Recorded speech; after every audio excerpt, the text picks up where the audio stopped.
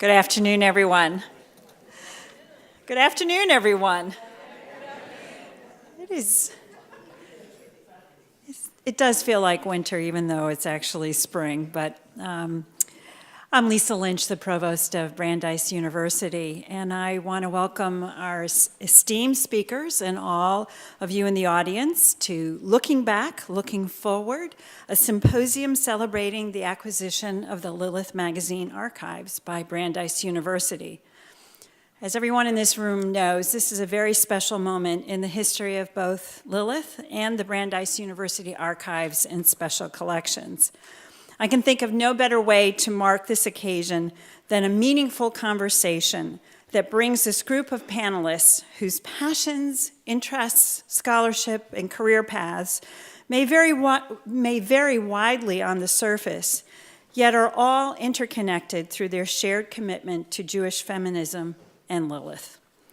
Over the course of my career, I must admit, I've attended and participated in dozens of symposiums, panels, and conferences. And as I consider our panelists and our audience today, I realize this statement is probably true for many of you as well. Oftentimes, we attend these events because they appeal to our nerdly, scholarly interests. However, I think for all of us, this symposium is quite a bit different. We're not simply attending to listen to these panelists. We've come together to celebrate the power of Lilith Magazine, a magazine that's found its way into so many lives and in turn created a very important community. I imagine that each of you can tell a story about how an article or an image that you saw in Lilith awakened your senses or served as an epiphany for you. Lilith inspires and energizes, forces readers to question themselves, and perhaps most importantly, empowers the reader. As the magazine celebrates its 40th anniversary, it's entered the stage in its life when it can provide for scholars and historians a unique lens on a variety of subjects across the decades. All of us at the university are thrilled to safeguard this special archive, as it is a cornerstone of our Jewish feminist collection, and because as an institution, we deeply value all that it represents. At Brandeis, the Lilith Magazine archives will be cherished and promoted. For those of you who do not know this, Susan Weidman Schneider, one of Lilith's founding mothers, is in fact an alumna of Brandeis. And I'm very pleased to say that in 2015, I had the distinct pleasure, when I was serving as interim president, to award her the 2015 alumni, we had a lot of discussions on the terming, as you can imagine, Achievement Award. And every day when I walk by to my office, I see your photo hanging on the hallway, and I remember that very special event. So for us, this is personal. Susan, I want to thank you for allowing us to take care of your baby. I also want to take a moment to thank another alumna, Elaine Rubin, who is sitting right here. Elaine has long been an engaged and thoughtful alumna who has taken on a number of leadership positions here at her alma mater. Without her generosity and vision, we would not be here today, as Elaine provided the university with the resources to bring Lilith to Brandeis. Her gift is a special one, and I thank you, Elaine, on behalf of all of us here at the university. I think a round of applause.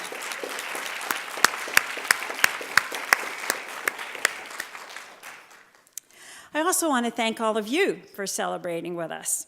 Some of you are members of our Brandeis community, and some of you are guests at the university, perhaps visiting the campus for the first time. My hope is that this afternoon you enjoy yourselves and feel, as we do here at Brandeis, that Brandeis is the very best possible home for Lilith. Finally, I want to thank another alumna. Where is she? Joyce, where are you? Oh, of course, she's right in front of me. This has happened before to us. You were sitting right in front of me.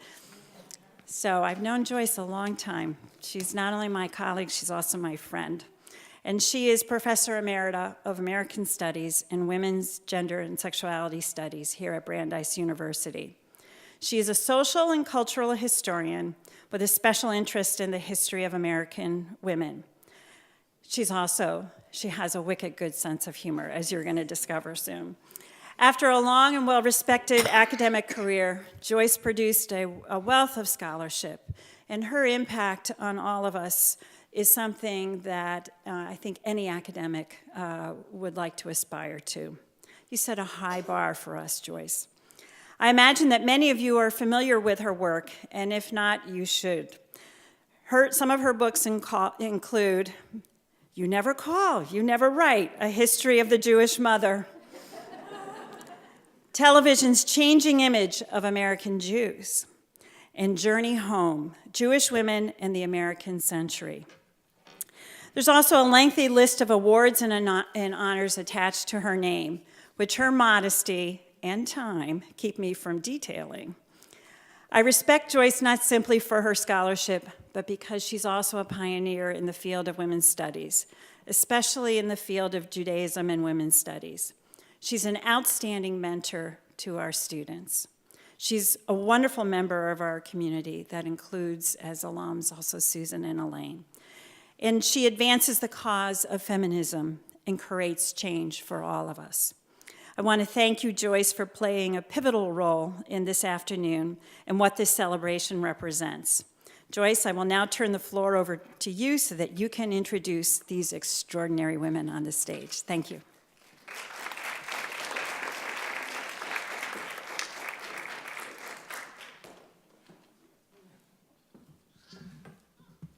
Good afternoon, everyone, and thanks for being here at the beginning of this celebration. So exciting. It's been a pleasure working with the planning committee on this event, and I know it's going to be outstanding. So let me say a few words about the moment in time when Lilith, the magazine, came into the world. A little more than 40 years ago, I actually think it's about 40 and a half years ago, isn't it, Susan? 40 and a half years ago, Lilith came into being as the voice of a new and vibrant Jewish feminist movement. The non-sectarian women's liberation movement had begun less than a decade before, with the earliest groups forming around 1967, when men of the radical left refused to give them a place in their own deliberations. The movement spread like wildfire, and by 1970, it had come into the mainstream or was beginning to come into the mainstream. Some of you may remember the fantastic march of 50,000 down Fifth Avenue in New York in August of that year, August 26, to commemorate the 50th anniversary of women's vote. I was there. Was anybody else there? Okay. Betty Friedan was leading that march.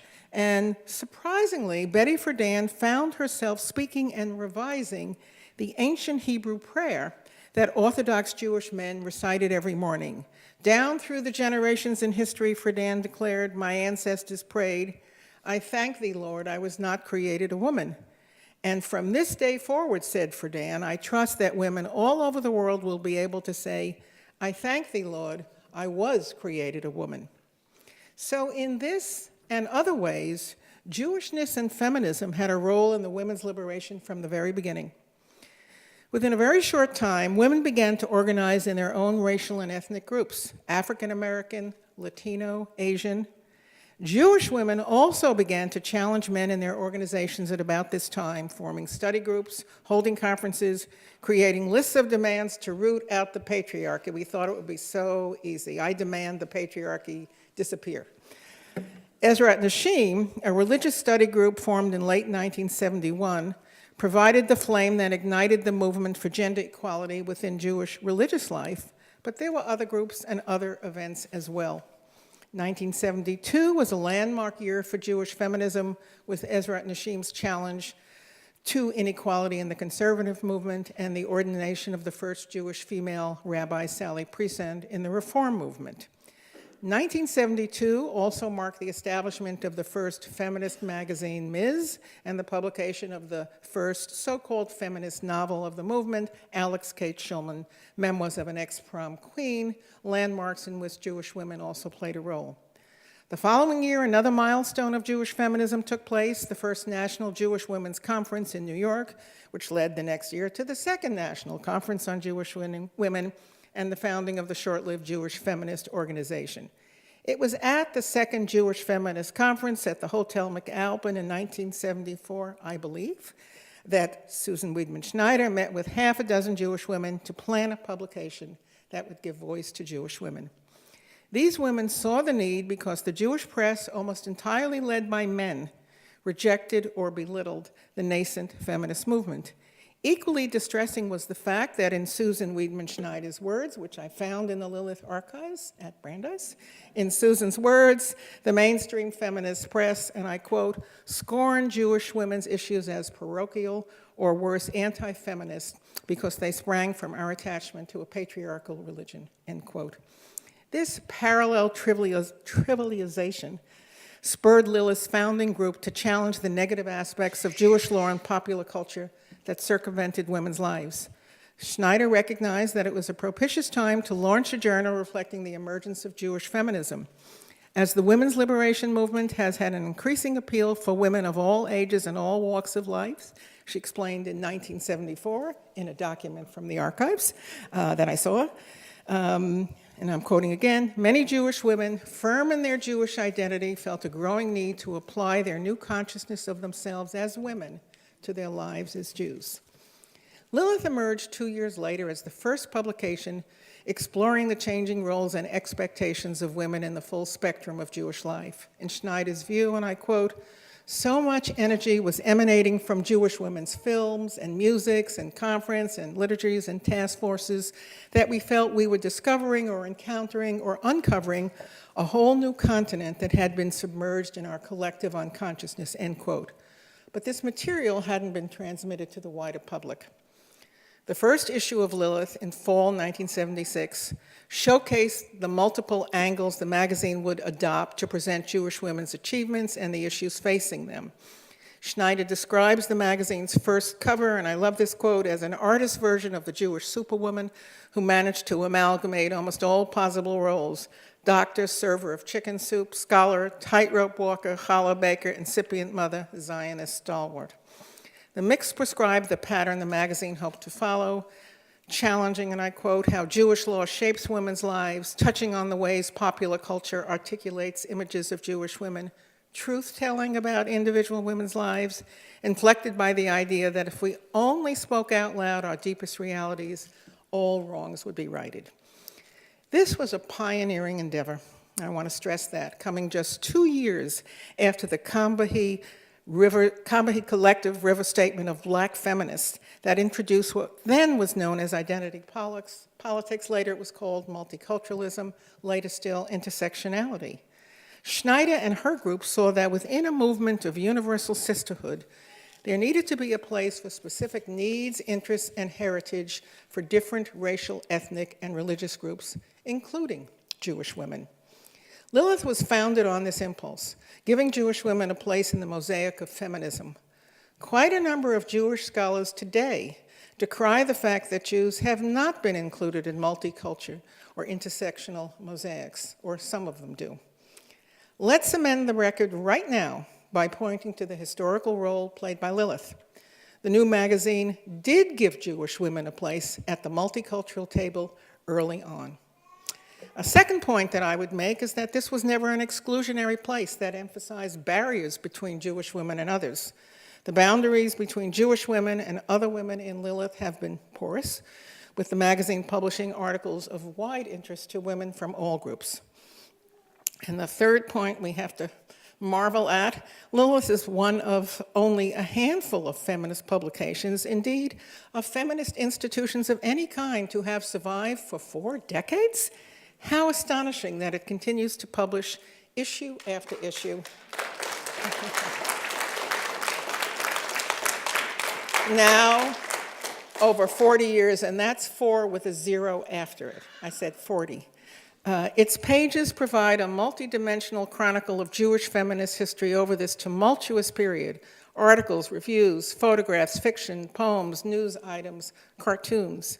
Its reach has been broad and deep, a catalog too full and numerous to try to itemize it today, and it does remain on the cutting edge culturally and politically.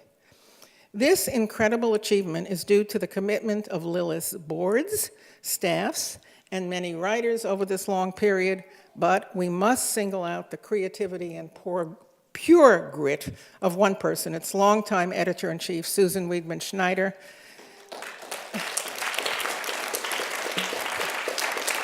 I know that many FOS, Friends of Susan, in this audience undoubtedly share an image of Susan at one or another dinner, conference, or other meeting, carrying a knapsack full of copies of magazines, hot off the presses. Do you have that image? To distribute to anyone who wanted copies. Single-handedly, Susan has encouraged hundreds, thousands of readers to discover Lilith. And I, for one, want to thank her for her generosity to our students and to other students and to many others who have benefited from these copies.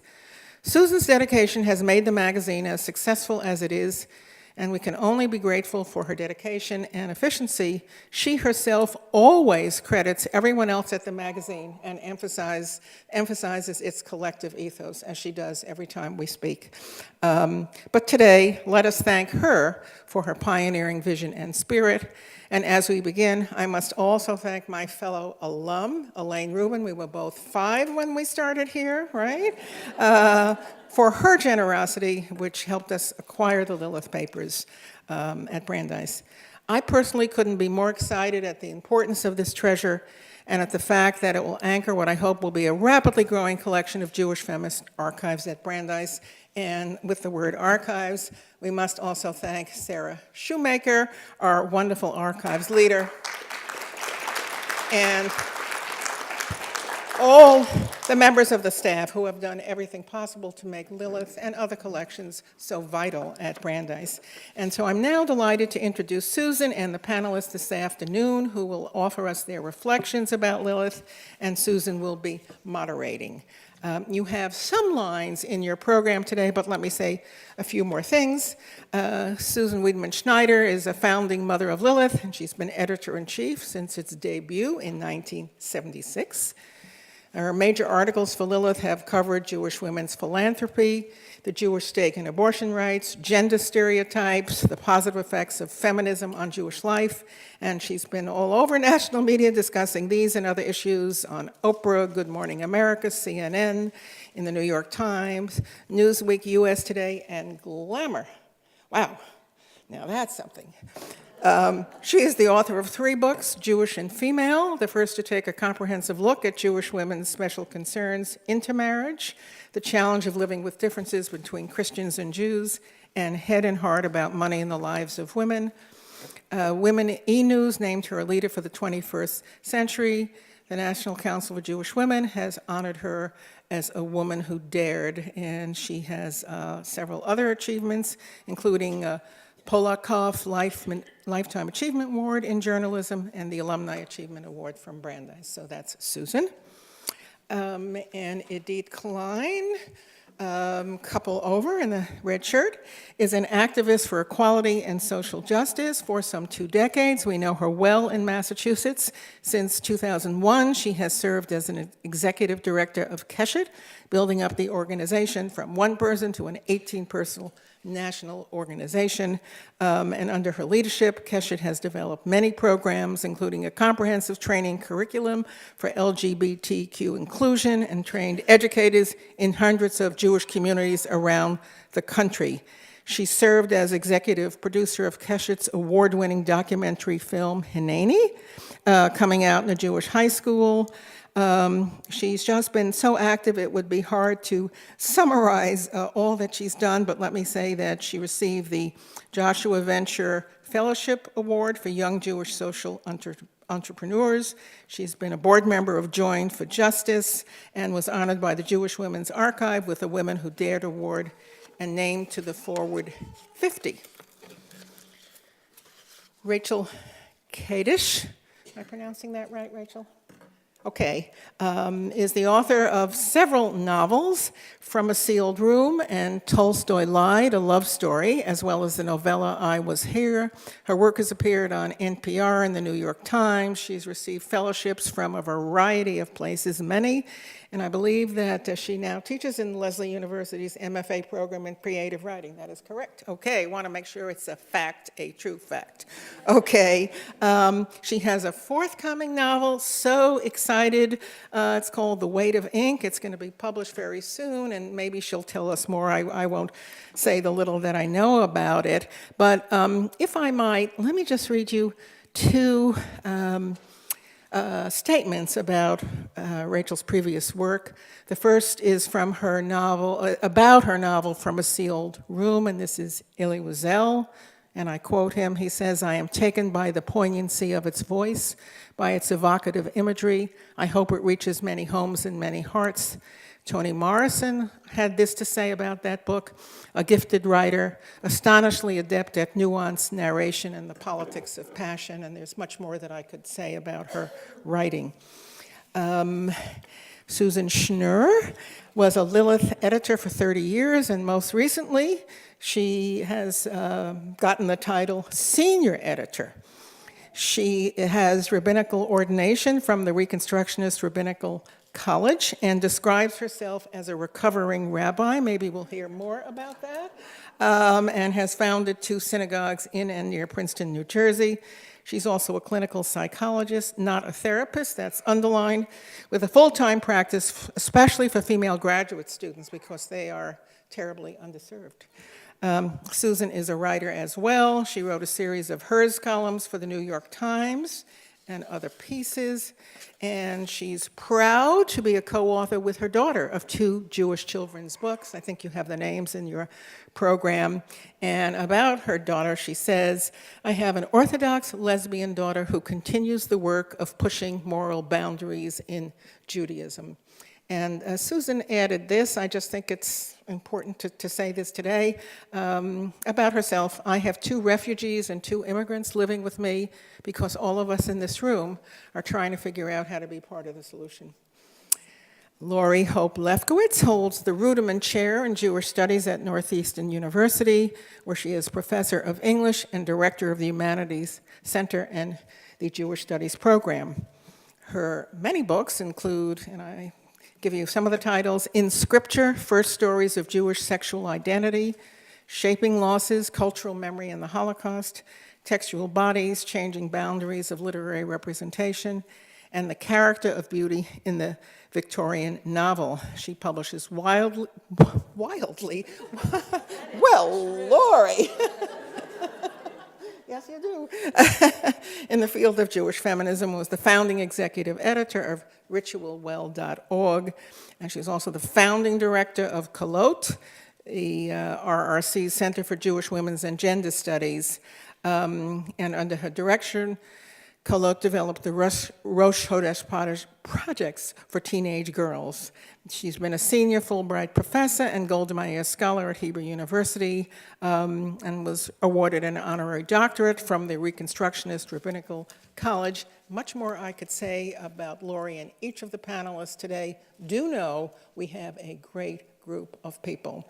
I am a Brandeis alum and the mother of an alumna. Okay, thank you so much. Susan, to you. Susan will be moderating the panel.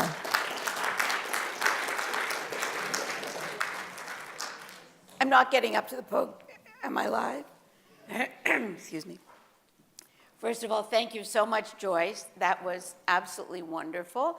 And I would like to add to the list of people who've been thanked, the wonderful Sarah Shoemaker of the Archive. Of course, Lisa Lynch, who is now provost, was then acting president of Brandeis, to Elaine Rubin, whose generosity and persistence have made both the acquisition of the archive, the Lilith collection possible, and also all of today's goings-on. But I must add to that list at this Shehechianu moment, Naomi Danis, the tireless managing editor of Lilith magazine for many years, and I think it's safe to say those in the know will agree that without Naomi, no issue of the magazine would ever make it out the door to the printer, without question. So I'm going to speak very briefly. You've heard all of the marvelous accomplishments of our panelists, and I just want to hear what they have to say. I would like, on a personal note, since Lisa said this is personal, to tell you that this fabulous Rappaport Treasure Hall used to have, in the early 60s, marvelous, huge, black leather, mid-century modern chairs. Hardly anyone used it. And I discovered it and sat in here in those marvelous chairs and read and underlined, I was remembering this the other day, The Organization Man, The Lonely Crowd, James Joyce's Ulysses, the poetry of William Butler Yeats, the plays of Wole Soyinka. Right. What is missing from this list? Right. There were no women thinkers or writers on that list. I had a marvelous education, but it was bereft of voices like the ones that we're going to hear from in a moment. By the time Lilith launched in 1976, the shelf of books you would have needed to accommodate what was written about and by Jewish women probably would extend maybe 3 feet. Now, as we all know, Barnes & Noble and the lists at your independent bookstore, to say nothing of Amazon.com, are swollen with marvelous scholarship, creative writing, thinking, social justice commentary, and we're going to hear more about all of that. Just a reminder of a few of the landmark articles in Lilith, which I think make the archive so much fun. The early Haggadot and prayer books, which referred to God for the first time as female, some of which came out of the Brown University Women's Minyan in the early 1970s. Those original things are in the collection here. The precursors to the feminist Haggadot that Lilith published. The articles in Lilith, the notes for which are here, include the fabulous special section on Jewish women's hair. Many of these articles, by the way, have Susan Schneer's fingerprints all over them. If you ask people what they most remember about Lilith, it's often the special section on hair. That was why we were in Glamour. The people at Glamour phoned and said, please send over a bunch of extra copies of Lilith. And I said, I'm sorry, we're almost sold out of that issue. And they said, don't you know when you put hair on the cover, it sells out? So Lilith's social justice writing, where we've made as an important part of our mission, bringing populations in from the margins to the center, and that includes women of different abilities, special features on Jewish deaf women, a look at what at one point on these wall panels we entitled The Darker Stories, Substance Abuse, Abuse in Jewish Families. Lilith was a pioneer in bringing those subjects to light, and again, in the archive are many of the notes that fed materials into those important stories. Several things have changed in the years that Lilith has been publishing, and you're going to hear about some of that, I think, from the panelists. Initially, we were big on diagnostic work. Here's what's wrong, as you said so beautifully, Joyce, and thank you again for that lovely introduction. You said that we all thought, if you will it to be so, the patriarchy will go away. In fact, in the early days of Lilith, we believed you say, here's what's wrong, and here's how we're going to fix it. And that would be that. We've, of course, learned over the decades that the picture is a lot more nuanced than that. And one of my favorite stories of nuance, which some of you may remember, is a story that ran several years ago that involved a Rosh Chodesh group, women who decided to honor the first menstrual period of the 12-year-old daughter of one of their members. So they lit candles and they wrote blessings and they wrapped special gifts for her, a tablecloth and so on and so on. You get the picture. And I sort of thought, like, how did the girl feel? So Susan Schneer phoned, interviewed the 12-year-old, and that became a companion piece entitled, I Got My Period at Pizza Hut. So we had both the sort of grander story of inventing a new ritual, creating a new ritual, repurposing Jewish ritual for a 12-year-old feminist. And we heard the story behind the story as well. So it is wonderful to welcome here not only readers and writers of Lilith and board members and supporters, but also interns and former interns and the next generation in baby Nitzan, a wonderful baby girl. We welcome to the Lilith fold. The mix we see in this room, I think, is a good match for the mix that we anticipate our readers will always find in Lilith, and that is you meet people like and unlike yourself in these pages. So without further ado, I think we will begin by inviting these powerful women to talk about various kinds of power, the power of story, the power of memoir, the power of social action, the power of fiction to enrich our understanding, and the power of prejudice in shaping our self-perceptions through women of the Bible, through the stereotypes we all labor under. And with that, we are going to speak in the order in which we're seated, I think, beginning with Susan Schnur, recovering rabbi, and then we'll move along. So, Susan Schnur. Thank you.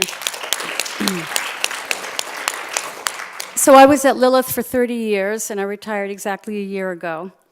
And if you were Jewish and female born in the 1940s or 1950s, the default first name was Susan.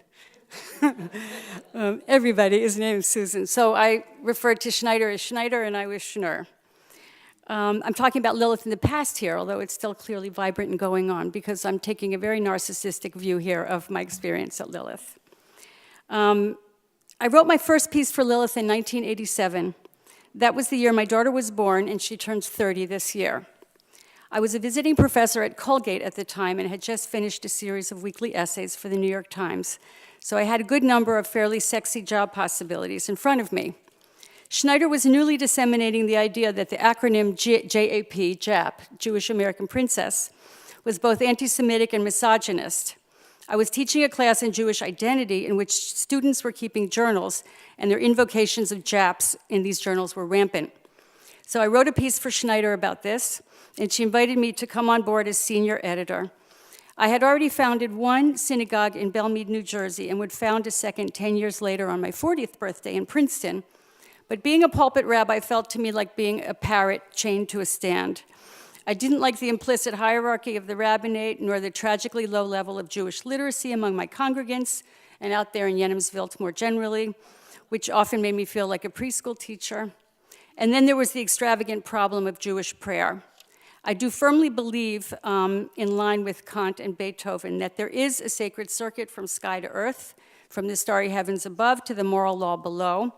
And if we are praying up to a Lord, King, God, Almighty Father who has power over us and slavishly needs our fawning attentions, that is fully connected to the misogyny of domestic violence, say, or to a White House riven with frat boys.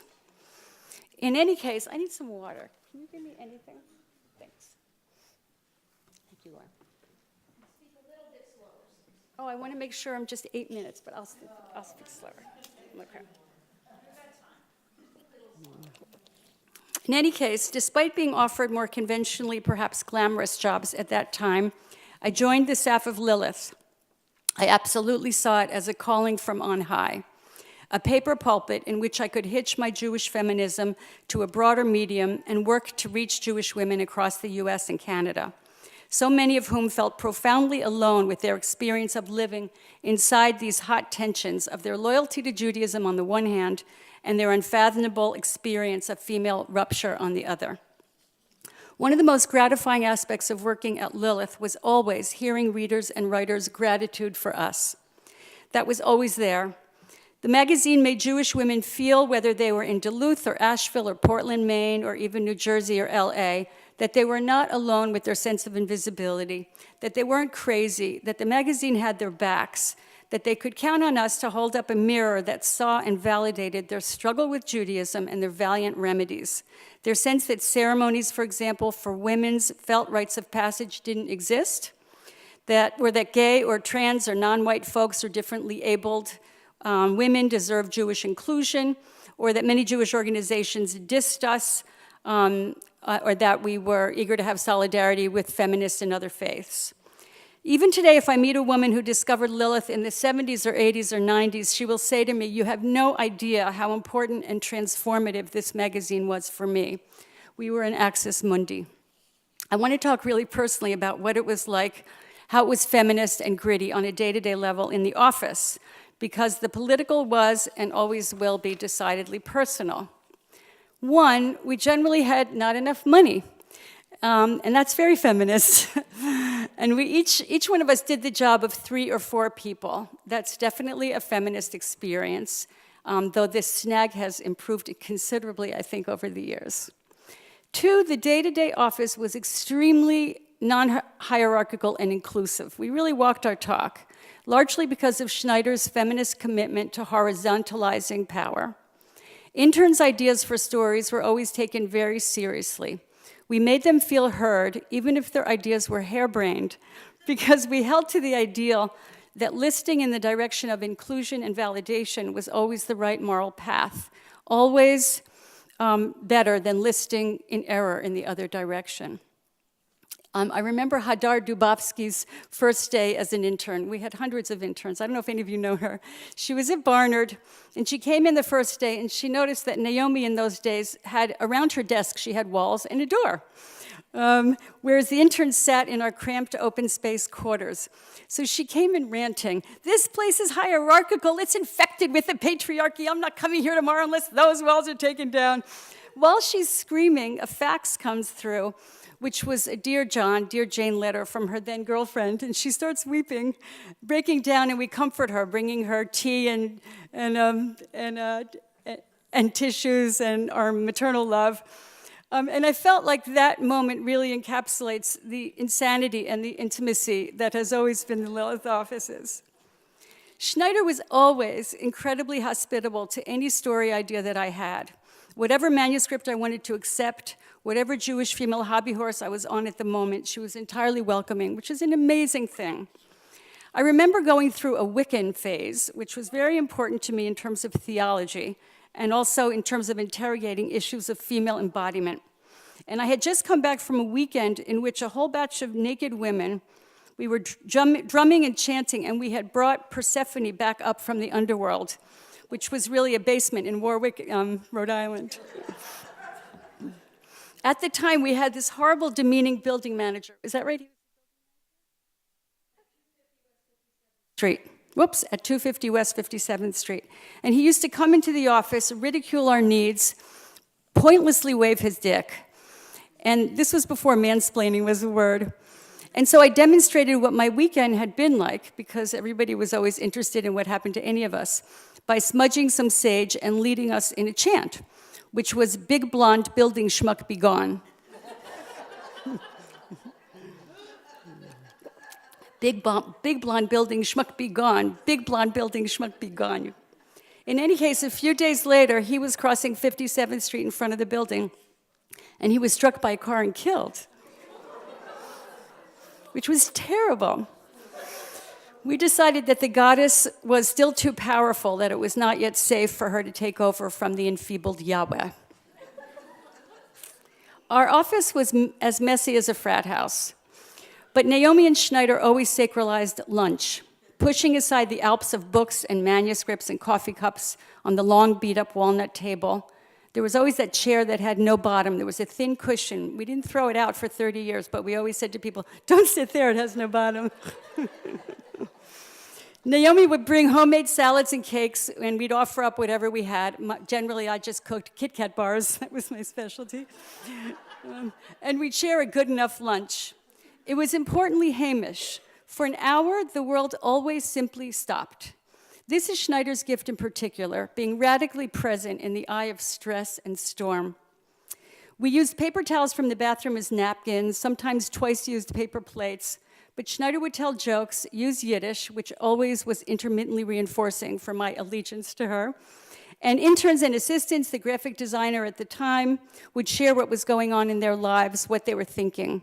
No birthday was ever missed, and no tale was ever of disinterest. Sartre said, rightly, that hell is other people. And I would try to tell each intern as they came through the door that they would one day look back at us and be grateful that we were such an extremely loving bunch of women, full of goodwill and friends, and that it was so rare to find this at a job, that they would look back one day in belated gratitude.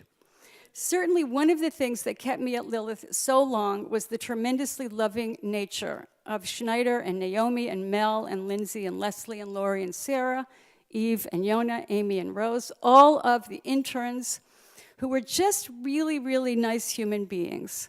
I love you, Schneider, and I love you, Nay, as you know. It makes me cry because it was such a gift to really devote my life to a cause that was so important with women who are so wonderful. Finally, I want to say how Jewishly therapeutic and clarifying and transformative writing is.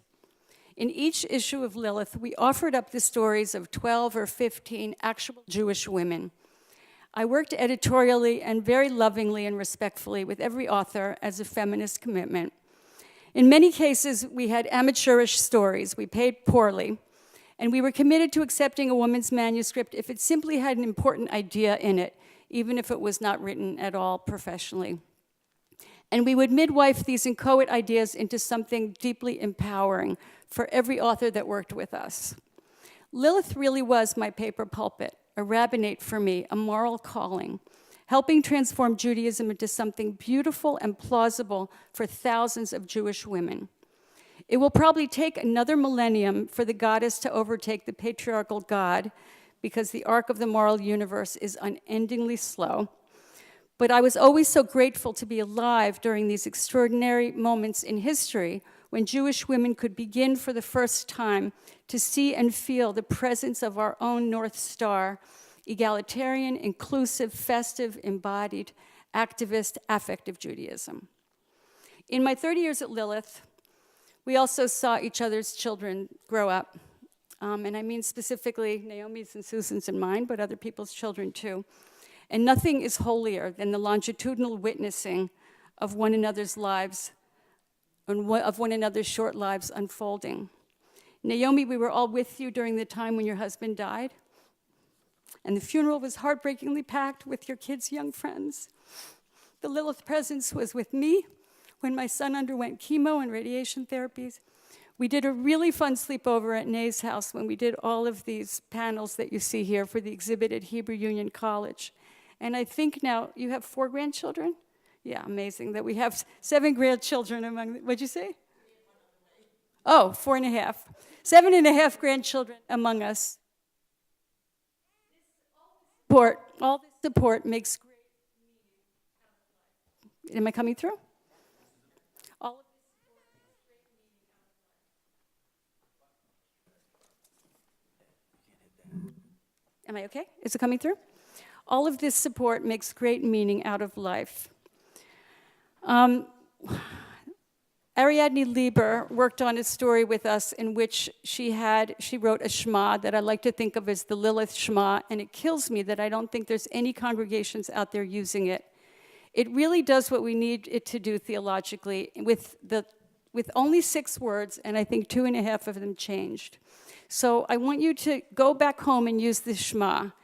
You can say it after me. Shema, Yisrael, Hashchina, B'kirbenu, Hashchina, Achat. Hear, O Israel, right? The Shekhinah, the female presence of God, is always among us and within us, always in this room. The world is intrinsically sacred. That's what women know. We women make it so. We own the sacred. We don't need to give it away. We still need to claim it. It's ahead of us. Our lives and our relationships are the heart of theology. Thank you all.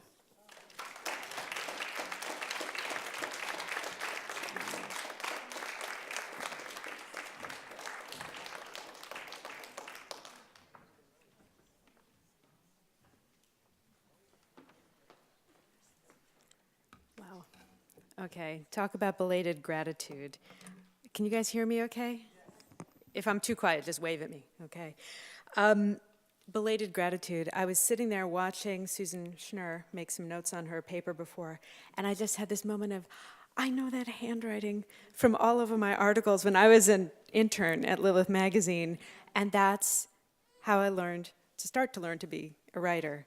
And these two Susans are, I don't know if you have any idea how closely the interns in your office study you to learn how to be a person in the world and to learn how to be a woman in the world and keep just an amazing sense of humor despite all that we know and have fun with it. So I will start off by telling you how I came to Lilith Magazine, because it was probably the most interesting job interview I ever had.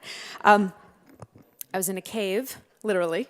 I was in a cave in the Adirondacks with my family, and we were hiking, and we took this little guided tour from this place we were staying, and the tour took the group down into a cave. It was the only time I've ever been spelunking. It's the only time I'll ever be spelunking, but it was fun.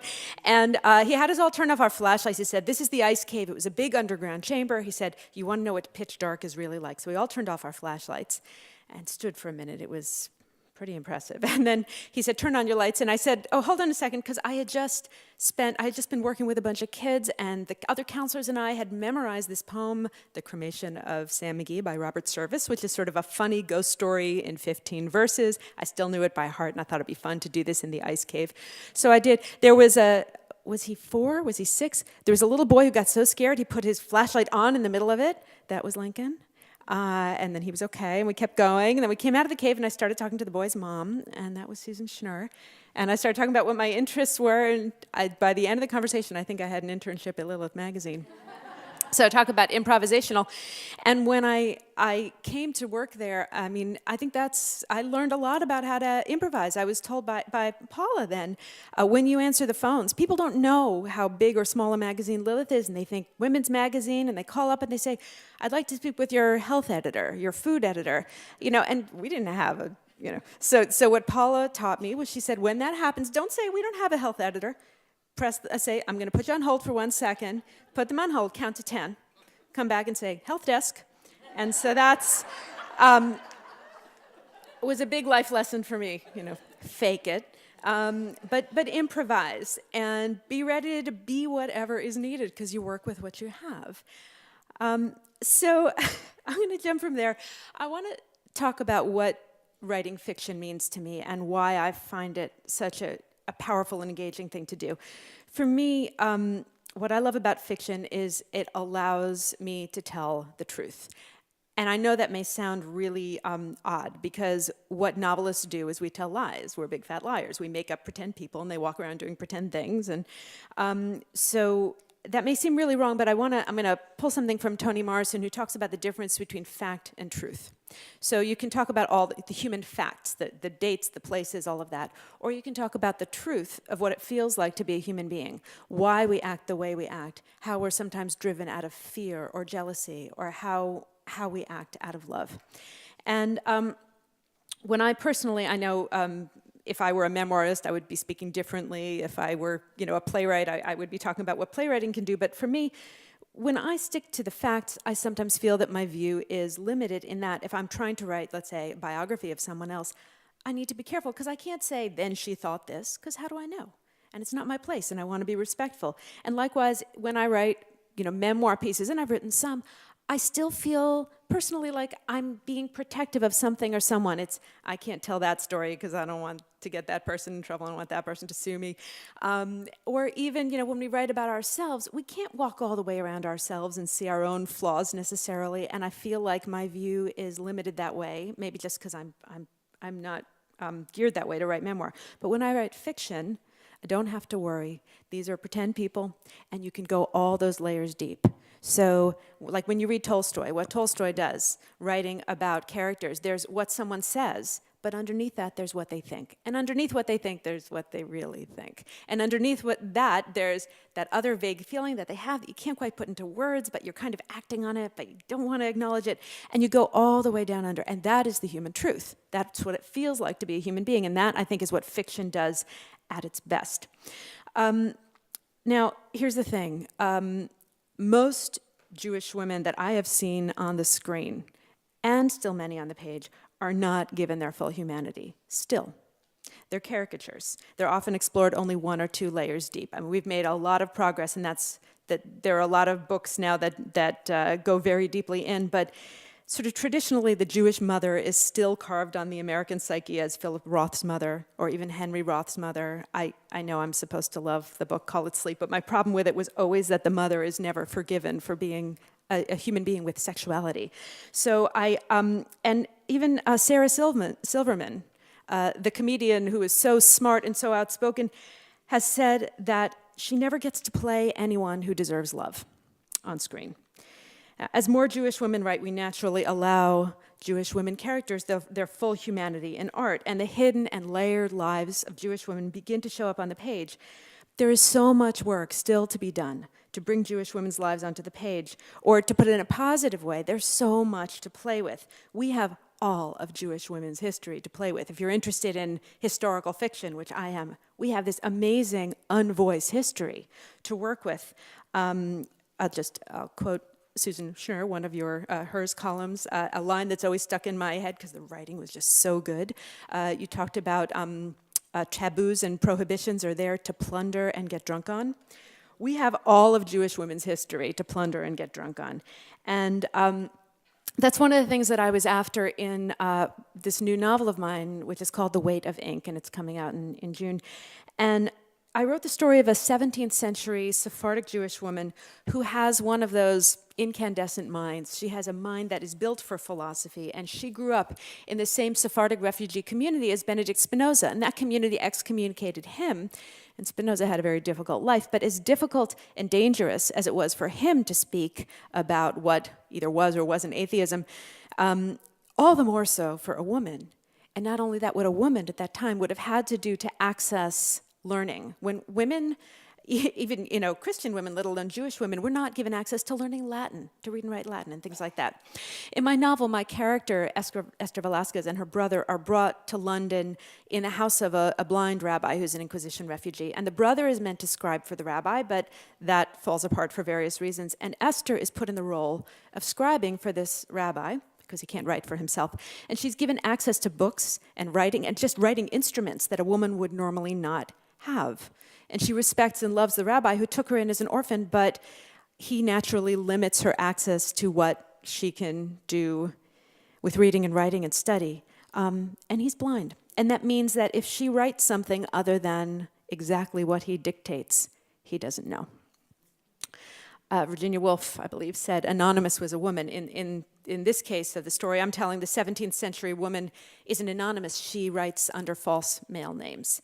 And there are contemporary historians, including a woman historian, who work in the year 2000 to find the documents she left behind, and they have to ferret out the truth behind who left these papers and why, and what's the purpose of them. And it's lovely to say this here because I did a lot of the research for this book at the Women's Studies Research Center, thank you, Shula, with a Brandeis research assistant. I learned the power of the interlibrary loan in this building. And I want to say a historical novel isn't just about history. It catapults us out of today, and then after we've read the book, back in, when you close the book, with a new perspective. So I'm here in 2017 writing and finishing writing a book about what it takes for a woman not to be defeated when everything around her is telling her to shut up and sit down. And I was editing that through the election, and my editor at Houghton Mifflin, the wonderful Lauren Wien, says that if the main character in my novel were alive today, she would be Ruth Bader Ginsburg. And we all know stories of brilliant and determined women who were thwarted by their circumstances. So when a voice does break through and sings, either in real life, like Ruth Bader Ginsburg, standing up there and showing how it's done, or in fiction, where we can go back and try to redeem a lost human truth of a fictitious 17th century woman or woman from any other century, we're getting our stories onto paper. We're depicting complex and real and sometimes thorny women, but unlike the caricatures we often see on the screen, these are full human beings. They are characters deserving of love, and we're starting to get those stories onto paper. And Lilith, in publishing fiction as well as nonfiction, is a huge part of that, and I am so honored to be associated with the magazine.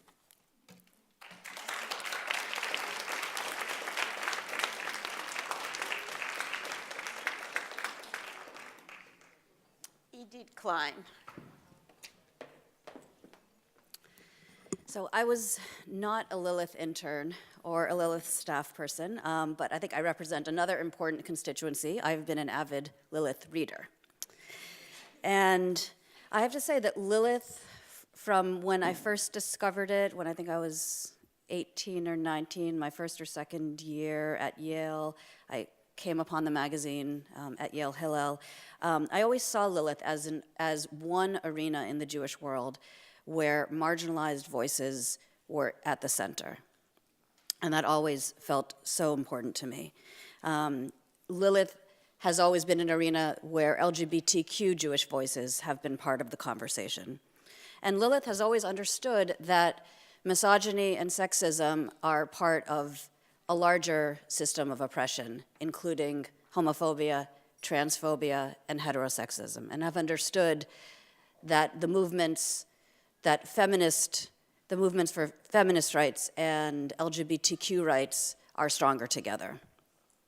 Someone else said stronger together in recent times. Yeah, I have to evoke her a few times today, don't we? So one way that I kind of chart the trajectory of the movement for LGBTQ inclusion and equality in Jewish life is I look back on how people have responded to me when I tell them what I do for work.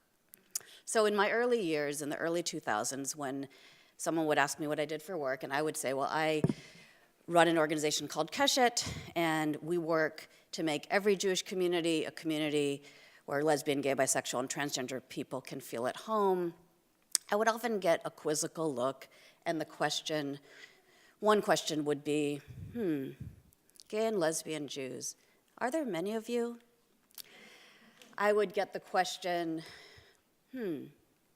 how is that relevant to the Jewish community?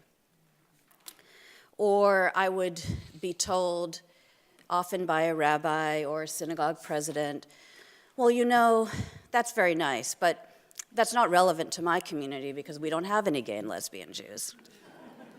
That was always a really great conversation starter for me. So in those early years, I met many LGBTQ Jews who worked in the Jewish world who were closeted at work for fear that they would lose their jobs. I met high school students at Jewish high schools who knew that if they went to their local public high school, they would be supported with the presence of a gay-straight alliance. And yet they went to Jewish high schools where there were no gay-straight alliances. In those early years, it was quite difficult to find rabbis who were willing to publicly support our work. In the early marriage equality, the days of the marriage equality movement in Massachusetts, I remember very distinctly, one by one, getting rabbis to sign on to the pledge of support for marriage equality. And each rabbi required many long conversations and required processes. And I think things have changed so much. It's hard even for me, having lived through it, to remember how much fear there once was at the thought of how community members would respond to rabbis and other Jewish community leaders taking on those stances. In those years, when we would approach Jewish day schools or Hebrew schools or other Jewish educational institutions and talk about the need for Jewish educators to be competent around LGBTQ issues, to know how to respond if kids are being bullied or harassed, to know how to talk about family inclusively. I remember in those early years, it was a triumph if we were given 15 minutes to do a training on the agenda of a faculty meeting. And in those years, after years of trying to engage with Jewish youth movements and bring training and consultation on LGBTQ issues to Jewish youth movements, finally we were brought in to do our first training after a tragedy catalyzed that engagement, after a young girl who was a high school student involved in her youth movement committed suicide, and it was clear that homophobic bullying had led to her suicide. So as people's voices started coming to the fore, as we were able to bring stories and voices to the fore, people increasingly started sharing the truths of their lives. And that's something that we were seeing on an ongoing basis in the pages of Lilith magazine. And it started happening in synagogues, in day schools, in Jewish community centers, at Jewish summer camps. And people started understanding that these are real issues that affect real people, and these are real people who are leaving the Jewish community. These are real people who were leaving the Jewish community because they weren't finding the kind of affirmation that they sought within the Jewish community. So again, looking at kind of one of the ways that I chart the trajectory of change around this, nowadays, when I tell people what I do for work, often people's faces light up. Often, just last night I was speaking on a panel in Northampton in the Jewish Film Festival there, and afterward, a mom of a young man who's about to graduate from Swarthmore rushed up to me to kind of share all the virtues of her son with me because she wants me to hire him. And, there's actually been quite a phenomenon of letters written by one Jewish father, but mostly Jewish mothers, about their brilliant Jewish children who should be hired for jobs at Keshet. And so, a line of work that once drew expressions of bewilderment, today often will spark, an entreaty to bring their child in for an informational interview. And so, now this actually, is a professional path in Jewish communal service. That's quite a change. Today, more than half the Jewish high schools in this country have gay-straight alliances, so clearly our work is not yet done, but we've progressed significantly. And today, if asked, our experience is that most non-Orthodox rabbis and an increasing number of Orthodox rabbis will say that they are inclusive and that they support inclusion. So where is the work that remains to be done? The work that remains to be done is that there is, in our experience, a really dramatic gap between the self-perceptions of those largely straight, cisgender Jewish leaders, rabbis, heads of schools, directors of JCCs, et cetera. Cisgender meaning someone whose gender identity corresponds with what was announced at their birth. And so there's a gap between people's self-perception and the actual experience of LGBTQ people within those communities. That when you talk to LGBTQ people who are congregants, who are JCC members, who are parents at day schools, that often what they will say is, it's a tolerant community. It feels okay. I know that we're going to be basically accepted in this community, but there's a large gap between that place of basic tolerance and the kind of full affirmation and embrace that all of us want from the communities that we call our homes. It's the gap between a community where if a child comes out after significant trepidation and fear and finally coming out, they're supported, and a community where kids growing up know that whether they're gay, lesbian, bisexual, straight, queer, transgender, cisgender, or the multiple other identities that have been named in the intervening years as well, they know that this is a community that will love them and embrace them. One thing that has changed very dramatically over the years is engagement around issues of gender identity. And Lilith, again, has really been a pioneer in chronicling that. In our early years, when we started being brought in to do trainings and consultation around LGBT issues, we would be told over and over, just talk about the gay and the lesbian. Bisexual, no one knows what to do with bisexual. Transgender, we're not ready. Nowadays, the majority of our training and consultation engagements are sparked by a kid coming out as transgender in 6th grade, a second grader being gender nonconforming. And our Jewish institutions don't yet know how to be responsive. But what's changed is that they know that they need to be responsive. So I remember last year we received an inquiry from the head of a day school who said that she had gotten a phone call from a mother who said, my daughter will be in kindergarten next year. She is gender nonconforming. How will she feel at your school? Will she be embraced at your school? And this head of school said, I wanted to say yes, but I realized I couldn't say yes. And she called us and she said, can you help us get to yes? So that's really the shift. One of the really dramatic shifts that's happening is that now there's a sense that we have a responsibility to our community. And that responsibility means that we need to engage deeply on these issues. We've seen that very dramatically since the election. I mean, the morning after at 7:15 a.m., the morning after the election, I received my first text from a rabbi who said, I know that my congregants, in particular, the kids in my congregation, are going to feel vulnerable now. What can I do to show them that this congregation will always support them? What can I do to show them that the Jewish community will always be their sanctuary? So again, this rabbi didn't know what to do, but he knew that he needed to do. And he knew that there were resources that he could seek. What's also happened is, and this is also since the election, is that a lot of Jewish community leaders have seen the power that their community can have in being there at this time of vulnerability in people's lives.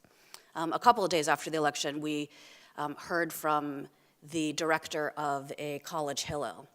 And she told us this story, that the morning after the election, she received a text from a transgender student of hers who said, I feel like my future is imperiled. I don't know what to do. I don't know where to go. And she wrote back to the student, meet me at the Hillel office. So she was driving to the Hillel office, 7 a.m., the morning after the election, and she's thinking to herself, oh my God, why did I just invite the student to meet me there? Because I'm still totally shaken and shell-shocked, and I don't know how to be there for anybody else. What am I going to do?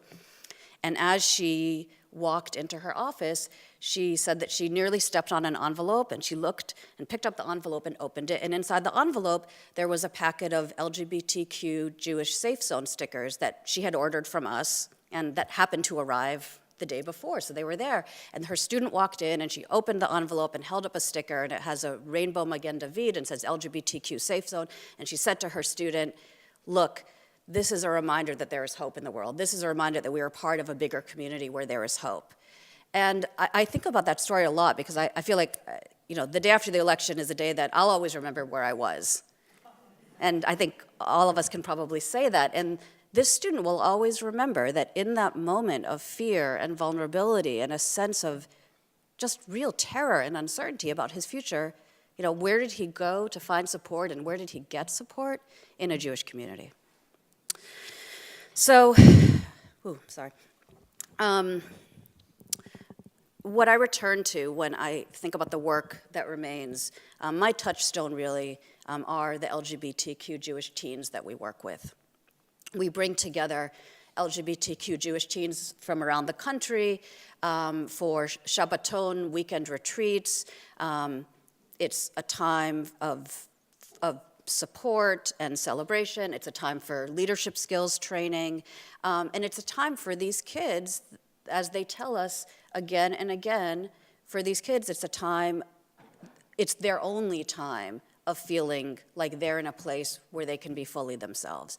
And these are kids from New York City, from Boston, from San Francisco, and from Alabama and Tennessee, but across the board, kids from the most traditional communities, most liberal communities, most traditional communities, what they say over and over is, this is the only place where I feel like I can be both queer and Jewish.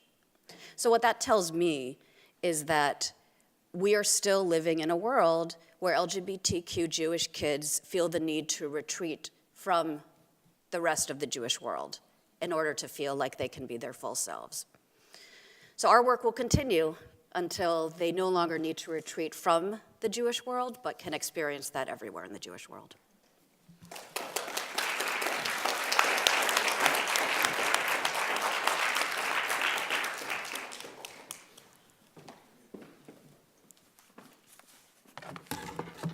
Good afternoon, everyone.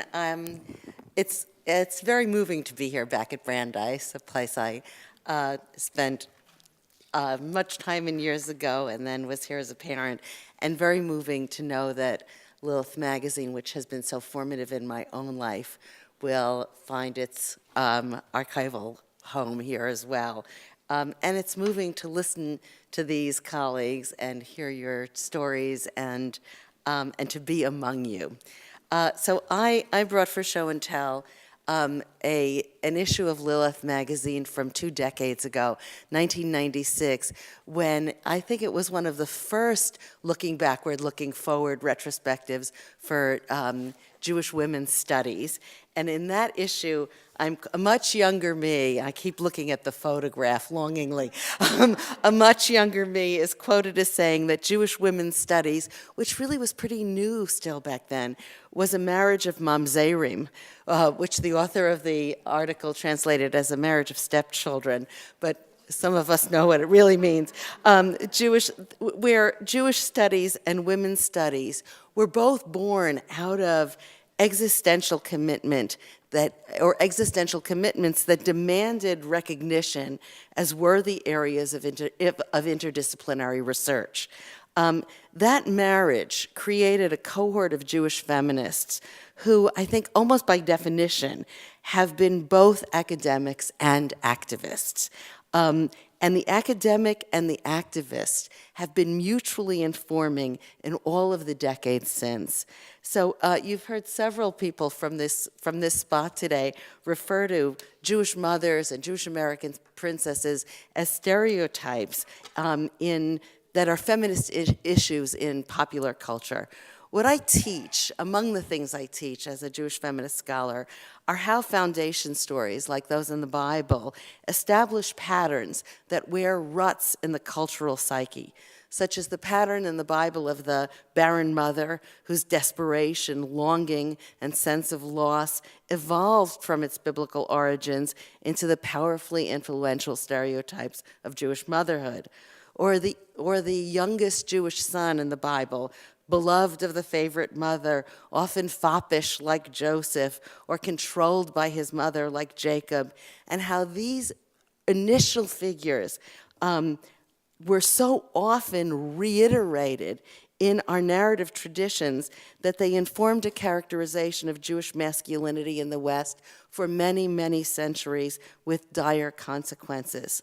Or the many stories, the biblical stories, in which, as I like to say, the bedroom is the battlefield where men always lose, no matter how strong the hero, like Samson, a myth of terrifying female sexuality that has long justified women's containment. Jewish feminists have trained a gender lens on all of the influential texts of Judaism, adjusting what we look for when we interpret everything from the Talmud to the Zohar to Kafka. Similarly, Jewish feminist historians have unearthed women's contributions to Jewish folk life and practice, their prayers, their memoirs, their spheres of authority.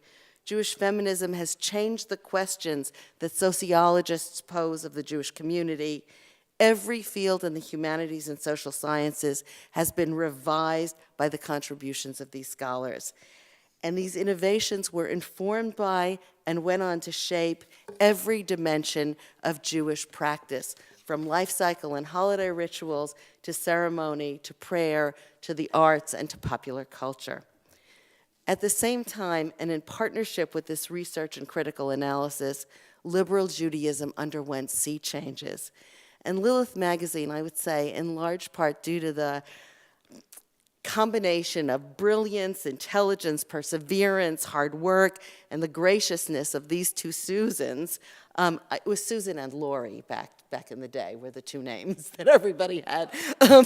But these, this instrument was a critical instrument, and it was a megaphone and a bridge, I want to say. It brought the voices of these scholars to the Jewish community and vice versa, and it was immensely successful as a movement in expanding, reimagining the ways, and upending Jewish thought and practice. I want to say, and I want to go back to this, I hope, in our later conversation, that I think the movement still has a lot of progress to make. And I think, this is the celebration, but we do want to look at some of the places we need to go. Where we have been, looking backward, looking forward, this was the moment of this issue, 1996, was a moment when Jewish feminist activism was really institutionalized. And I want to name the Jewish Women's Archive, which recovered Jewish women's history and created curricula, the Hadassah Brandeis Institute, which supported feminist scholarship and publication, Kolot, which with Mayan developed ritualwell.org, which is now a very well-traveled website that has innovative ritual and liturgy. And one of the things I like to say about Ritualwell, which was created with my colleagues through Kolot and Mayan, is that once the printing press, in my view, froze the Jewish liturgy. And this was the moment when we discovered that the internet could defrost it. And I think that has happened. We have created a kind of, change because of the possibilities envisioned by the internet.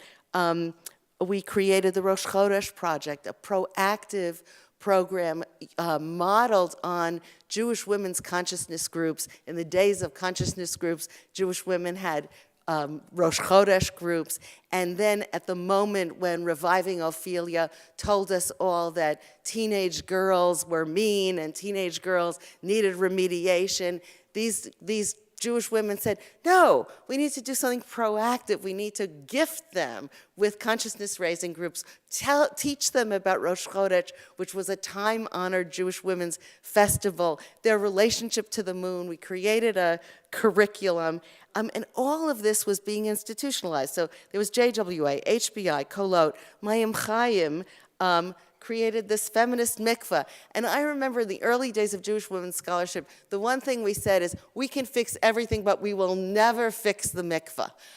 Because this was too patriarchal and, about women's impurity. And at the first Mayim Chaim conference, when I spoke, the lines I am most fond of were, what I learned from being a mother and from Jewish feminism is the importance of blessing my words so that I can eat them. And because here we are, we reconstructed even the mikveh, and there was Mayan, which introduced the feminist Seder and the feminist Haggadah and new rituals.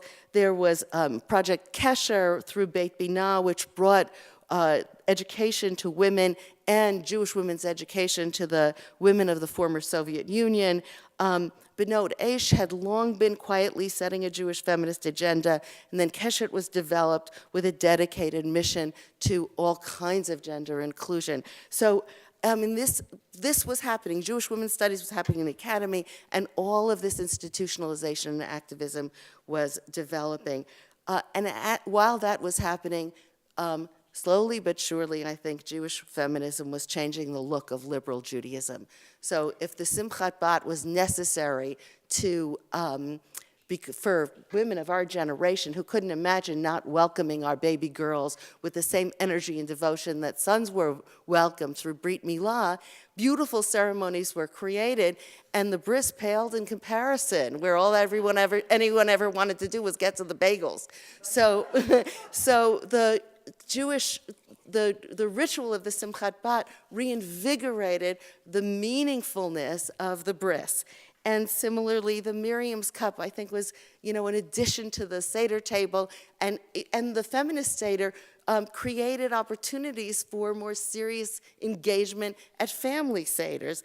Judaism got more colorful talitot, colorful kippot, and we debated in early years, are those objects male and patriarchal, and therefore we dishonor our grandmothers by adopting them, or are they the ritual garb of the Jew, and should we just find ways for women to become Jewish by wearing them? And we had many such debates. Jewish feminist scholars discovered things like, and some of these you may or may not have heard of, Chag HaBanot, which is a holiday within the holiday during the Rosh Chodesh and Hanukkah, a holiday that was just for daughters. During which it was a regularly observed festival in the Mizrahi community and the communities of North Africa. These are where I say there's work to be done. These are among the things that my fond hope is they will become reinstitutionalized in Judaism, but we're not there yet. So Chag HaBanot is one. The other is the Book of Judith. If you look at the history of the Chanukiot, the menorahs for Hanukkah, Judith used to be the figure most often represented on the menorah because on Chag HaBanot, you read the Book of Judith, there was all this explanation for why this was the case. We haven't quite gotten there. The timbrel in the Bible, I brought one for show and tell. There it is under the table. In the Bible, the heroines often celebrate God's miracles with tambourines. It suggests that once upon a time the tambourine was a ritual object. So much so that, Pesach is coming, everyone had to leave in haste. We're doomed to eating flatbread for 8 days. But when they celebrated the miracle of the crossing of the Red Sea, what did every woman have in her backpack? She had a tambourine. So I feel like that must have been like leaving home with the family candlesticks. You didn't leave home without it because you would need to make music to celebrate miracles. And over and over again, the Midrash tells us that it was the women whose faith enabled them to believe in the possibility of miracles when the rest of the Jewish community or the men were prepared to despair. And we have endless midrashim about that. So I want that timbrel back. I want back, Jewish women's inventiveness has suggested that we need to use under-observed holidays like Tanit Esther, the Fast of Esther, to notice problems in our own world, trafficking in women, which is a real feature of that story. The Orthodox women have used Tanit Esther to draw attention to agunot, and yet we've tried and haven't yet gotten that, we haven't yet figured out how to take some of these innovations and mainstream them. And I want to say that has been the fate of women's work from folk ritual to the present forever. It's there. Women are writing techinas, their own prayers. Women engaged in folk ritual. I've discovered all kinds of rituals, birth rituals, that Jewish women did in different moments of time. And yet, always they're present, but they don't find their way into the canon, into the mainstream. And how to do that, I think we need to talk about strategizing. So, the last one I want to mention in that vein is in the book of Judges in the Bible, chapter 11, verse 38. There's a moment when the daughter of Yiftach, this terrible judge, is about to be sacrificed because her father was a buffoon, and she asks for permission before she's sacrificed. Unlike the sacrifice of Isaac, there is no intervention, to let her go for 2 months with her friends into the hills and weep her virginity. And after 2 months, it says, she returned to her father, and he did to her as he had vowed, and she was a virgin. And here are the relevant lines. From this comes the Israelite tradition that each year the young women of Israel go out for 4 days to commemorate the daughter of Yiftach. So what happened to that holiday when women spent 4 days mourning their losses? Lilith featured, I remember Alicia Ostreicher's beautiful work on a ritual for the loss of Yiftach's daughter. Where is it? So, another thing that's been upended by Jewish feminism, of course, is Lilith itself, a figure who was a demon in her early incarnations and is a heroine now. And I'll just conclude by saying that there's much to say about the recuperation of Lilith, and I'm happy to dwell on it with you in our conversation. But I want to close by saying that these days I can't speak anywhere and ignore the fact that we're living in a dark moment, one that includes the threat of terrible compromise of funding for and conviction in the value of the humanities. And as a Jewish studies director, Jewish studies seems to me more urgent than ever.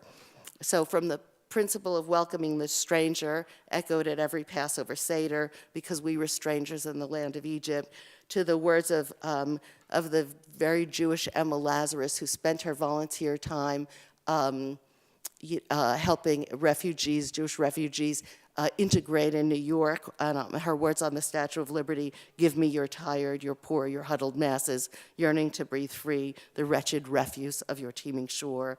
To Abraham and Sarah, who are most honored for their hospitality, and the Midrash imagines that their tent was open on 4 sides so that people could be welcomed no matter from which direction in the desert they came. And the book of Esther, which we just read, which warns about the dangers of Jewish life in the diaspora, where a mercurial monarch can be manipulated by a greedy, intolerant, narcissistic advisor with genocidal impulses. The Jewish mystical tradition emphasizes the human power to repair cosmic damage by observing the commandments, the mitzvot, which include the relentless pursuit of fairness and justice. Jewish values emphasize chesed, gracious generosity, caring for the poor and the widow.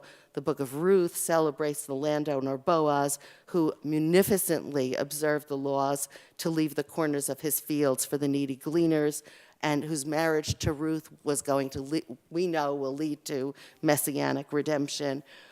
Judaism asks us to see divine glory in all of humanity, in all of its diversity, and Jewish values emphasize compassion, so that when we are judged, we will have earned mercy for ourselves.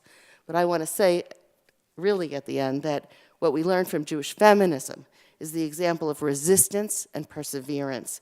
The rhetorical power of Midrash, which in the case of the figure of Lilith herself, changed the story and made it mean exactly its own opposite, that changing the story is a strategy of resistance, that rebellion occurs when we seize the power to name and thereby invert power relations, just as we honor Lilith for her refusal to let Adam name her as a lesser human being, or Vashti for resisting bullying, and Esther for her cleverness and persistence, or Miriam for harnessing women's community to recognize and affirm the possibility of miracles.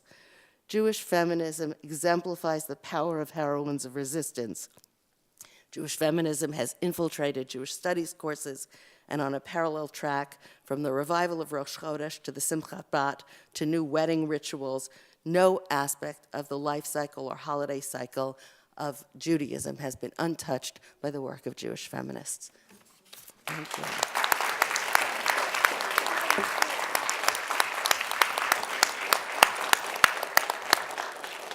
Thank you so much. Weren't these just totally wonderful? I have to say, and this kind of,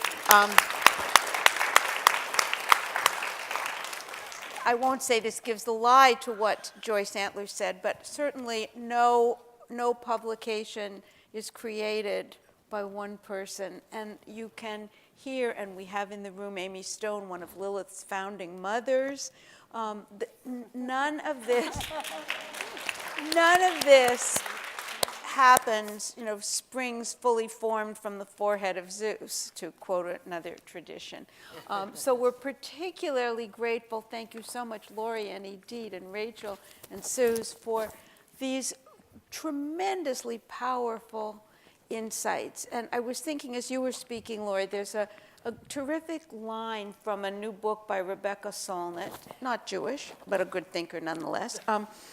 And she's talking about the women's movement generally, but I think it refers very clearly to the work that all of you are doing. She's talking about how it's changing our understanding of power, rights, gender, voice, and representation. So she wasn't here with us today, but she certainly has put a good label on this.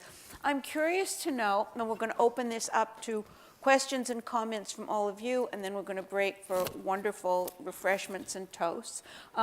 if any of you have comments on the remarks of any of the others. I want to hear from you guys.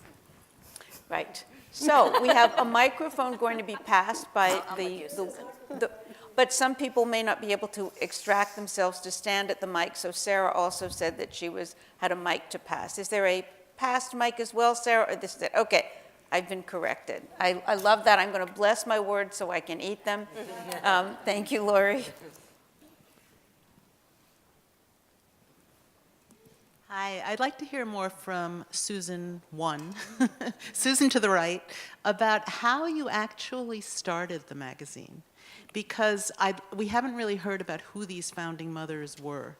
And as I know you're Canadian, I know you came here when you were 17 years old, and I wonder how on earth you had the chutzpah to start a magazine. First of all, I was not alone in doing it, but it's a story that we told many times, including in print in Lilith's 18th anniversary issue, but a group that included the wonderful thinker and writer Aviva Cantor, Amy Stone, some others who are still involved peripherally and occasionally in writing or thinking about these issues for Lilith Batya Bauman.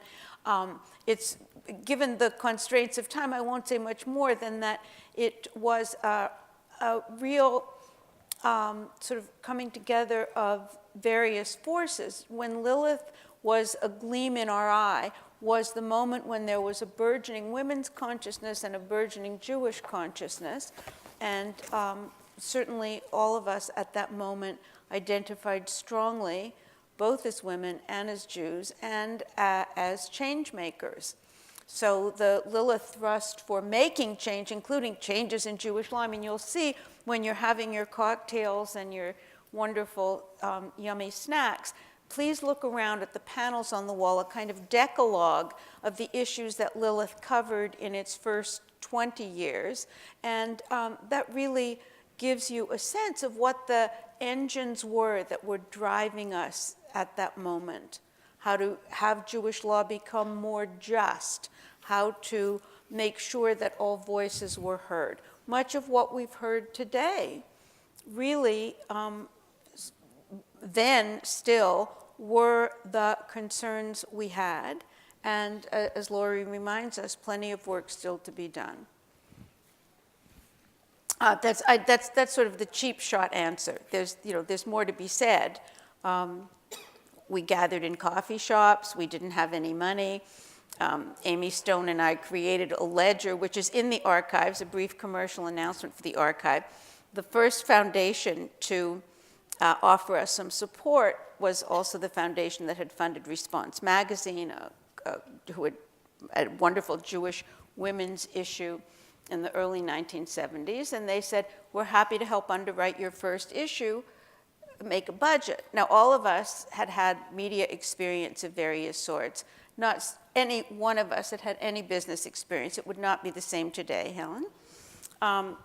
We got a piece of green ledger paper from somebody and a pencil, and we invented. This was, untruths in search of a greater truth. We said we're going to have so much money from subscriptions and so much from donations and so much from advertising, and we folded it up and sent it in, and I got a telephone call from Sidney Shapiro, who was then the director of the Levinson Foundation, who said, darling, right, you don't need us. You show a $94,000 profit your first year. I said, how could that be? He said, you have to add up all the columns, and then at the bottom, that's called the bottom line. And you subtract. So, please, are there more? The ledger paper is in the archive. And comments and questions here. I was thinking when Lori spoke of a wonderful repurposing of Jewish ritual that took me by surprise. Passover, as we know, is the most commonly celebrated Jewish holiday. So everybody has read through the Pesach Haggadah, everybody knows the bare bones of the story. Susan Schnur, a few years ago, took the germ of an idea and was instrumental in creating a special blessing for a birth mother, where it had never occurred to me in all those decades of reading the Passover story, how it hinges on, its fulcrum is an adoption story. And this is, remember that? It's an exquisite blessing to be said at the Passover Seder, particularly poignant for families that have an adopted child, but where you bless the birth mother who was willing to relinquish this child for adoption. Just one of the many, many areas of our lives that are capable of being enriched by text, enriched by feminism, enriched by taking the trouble to notice. I think you had said, Susan Schnur, that you squint at the texts in order to see things that aren't immediately apparent. And I think that that's true of feminism, and it's certainly been true for what Lilith saw as its mission from the very beginning, to begin to uncover, to reveal what wasn't so apparent at the first. Comments on what one another's words were. I thought we were all good. That's why we brought you here. Jewish women are amazing.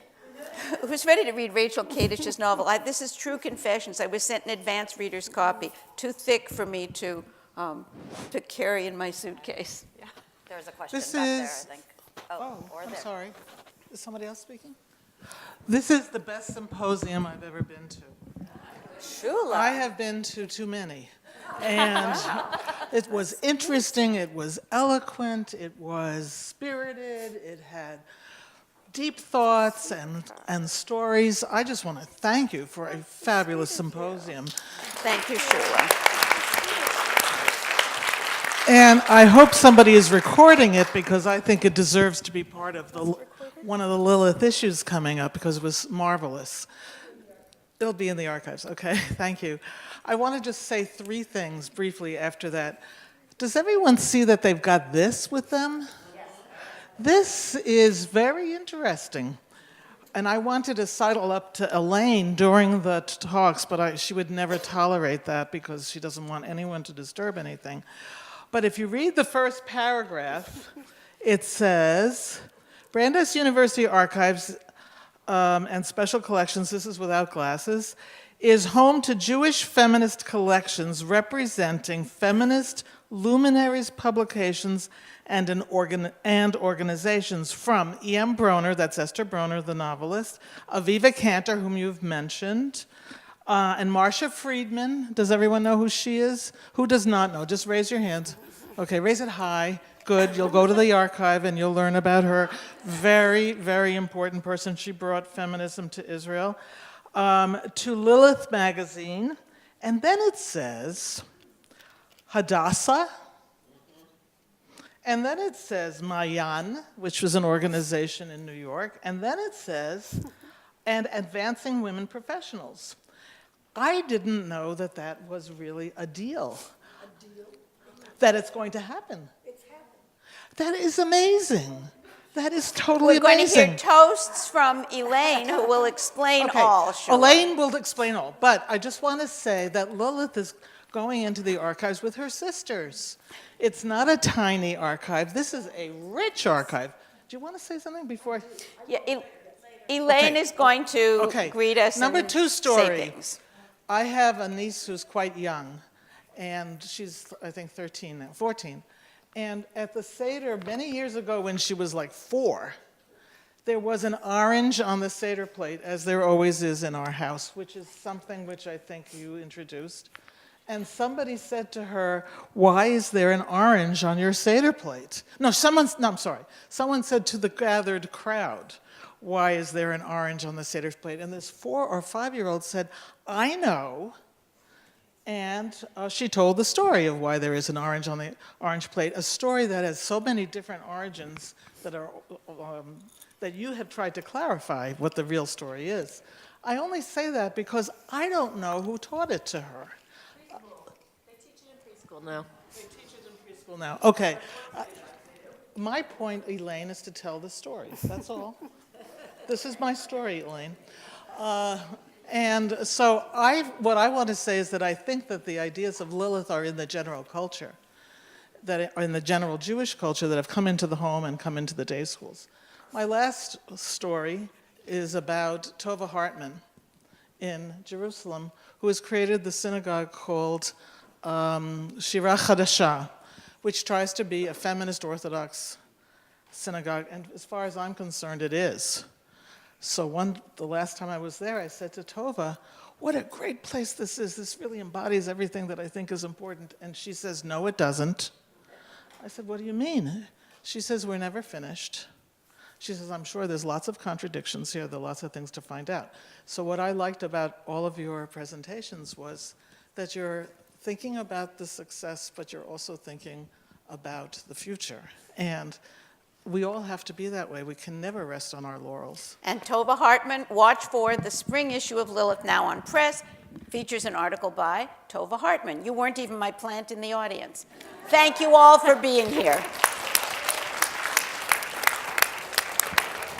And now to refreshments and toasts. Okay, well, I'm about to say, there is food that should have been unwrapped out there.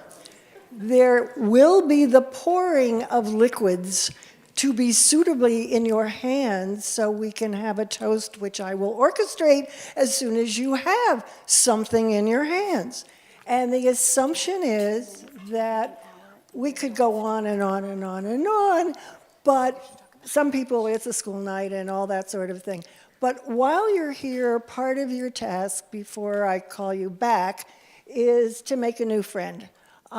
There's clusters of people here from different bits of the university, the library, the Lilith World, the women's organizations. So you all mostly know enough people to stay with your group. But try to say something to somebody not from your group. And go get some food, get a drink, talk to each other for a while, and then we'll come back together.